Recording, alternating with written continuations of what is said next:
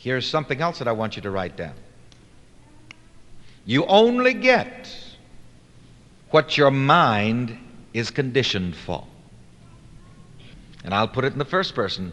I can only get that which my mind is conditioned for. That's all that I can get. That's all that I can have. All that I can be, all that I can do is what my mind is conditioned for. And correctly understood, this is what prayer is supposed to be, a conditioning, a positive mind conditioning process. Now, there's a varying definition of prayer. What is prayer? A positive mind conditioning process. And any kind of praying that does not in some way positively condition your mind is the wrong kind of praying. If your praying is a praying just out of duty, it gets you no damn where. You'd do better dancing. You'd do better to snap your fingers. Of course, we pray that way too. And coming out of religious background, I know that too many people just simply pray just out of a sense of duty. Yeah, Jesus said we should pray. That's right, he sure did, and we should. But if it's just out of a sense of religious obligation, you see, this is another thing. Anything that you do just out of a sense of religious obligation, it's no damn good.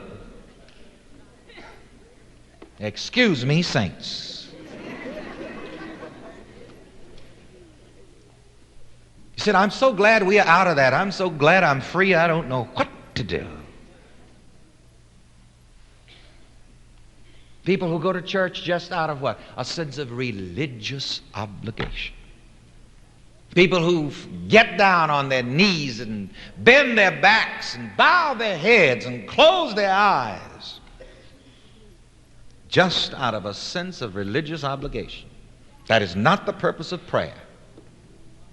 Again, prayer should be a process of positive mind conditioning. I even have Bible to back me up on that. Even Brother Paul got straight on that issue when he said, be you transformed. How? By the renewing of your mind. So in all of your spiritual works and all of your Christian experience or whatever your religious affiliation may be, you've got to do something with that mind.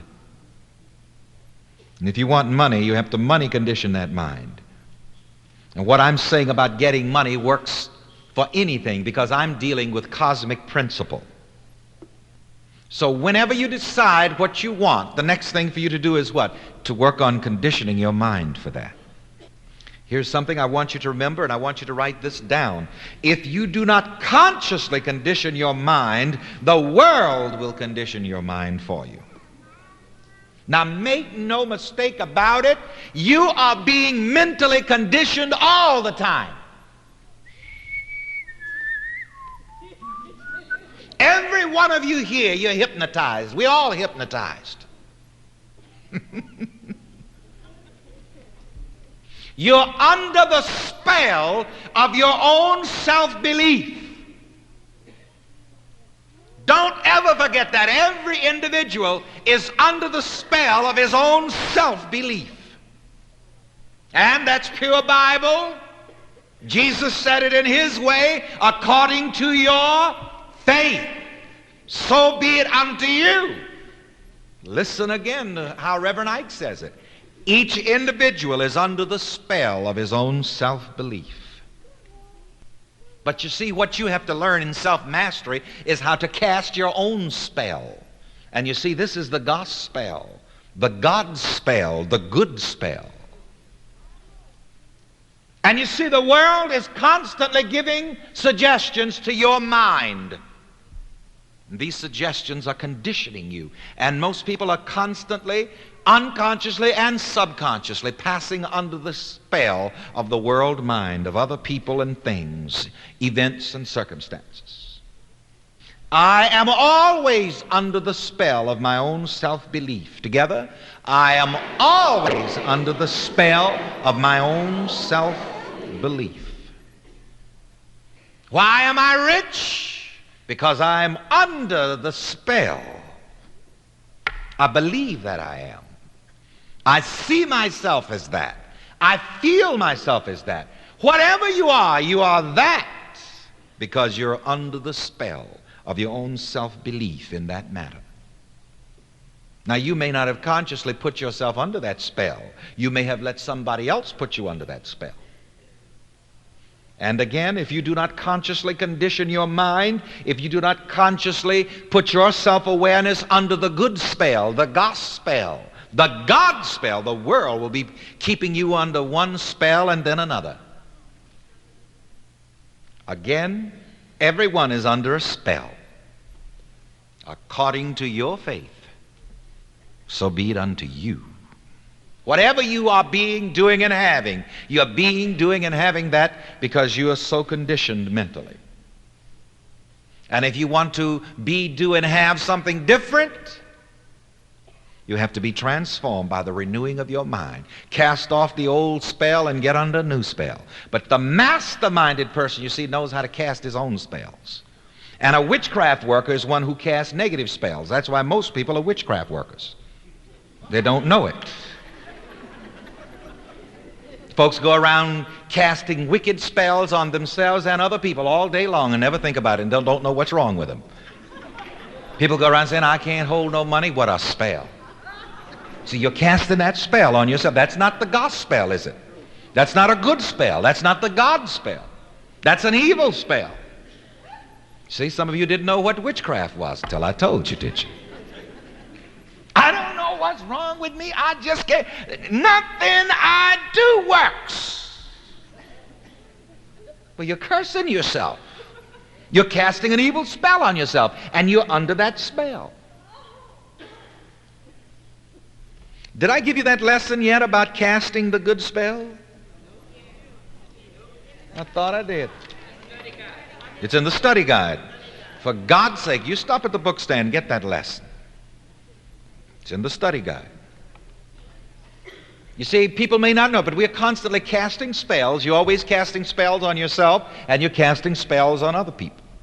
And the person who goes around thinking and projecting good, you see, he's casting forth the gospel, the good spell, the God spell. And you have to get in the habit of consciously conditioning your mind for the positives, for the good that you desire. Because you see, you look in the newspaper and they've got a spell there to cast on you. One of my housekeepers brought the newspapers into my room this morning with breakfast, and I said to her, don't bring me no bad news.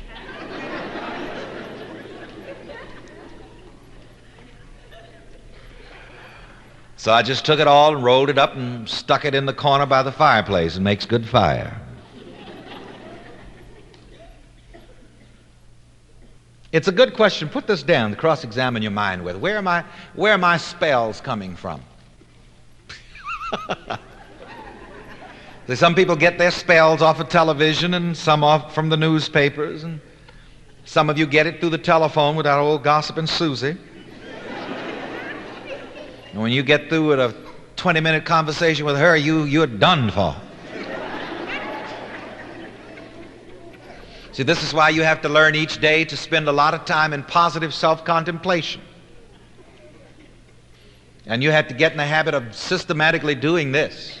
Before I let the world get to me, I condition myself good first. I push myself up in bed and start preaching.